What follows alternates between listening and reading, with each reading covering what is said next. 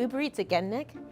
I know, I need to save. But speaking of money, I'm actually working on a story about that digital tax in Canada. The one that's supposed to tax tech companies like Uber and Amazon. You mean the DST? Hasn't that been around for a while? Yeah, it's not new. The government first brought it up in 2020 and made it law last year. I guess their whole argument was that a lot of big tech companies are operating in Canada and making money off Canadian users and data. And so they think the companies should pay taxes on that. Wait, so you mentioned Uber? Yeah, and also Airbnb, Apple, Google, and Meta. Basically any company that makes over 750 million euros in revenue worldwide and over 20 million from digital services in Canada. That's money from things like online ads, social media, and selling user data. Is it the same thing that got news blocked on Instagram? So that's actually a different bill, but it's the same idea. The government wanted tech companies to pay Canadian news outlets for linking to their content, but Meta said nah and blocked news in Canada. With the DST, what is the tax supposed to be? 3%, but the companies would have owed taxes dating back from 2022. The government said the tax would have brought in more than $7 billion over 5 years. Wait, why are you even doing a story on this?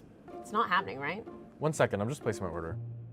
So anyway, that is the story. Trump said he's ending trade talks with Canada because of the tax. So Canada dropped the tax like right before the companies owed the first bill. That was supposed to be on June 30th. Did Trump just find out about this tax now? Well, the US has always been against the tax. The biggest tech firms are based in the States, and they would have had to pay the most in taxes. And some business groups in Canada worried the tax might make things worse with the US trade war. But Canada went ahead with the tax anyway.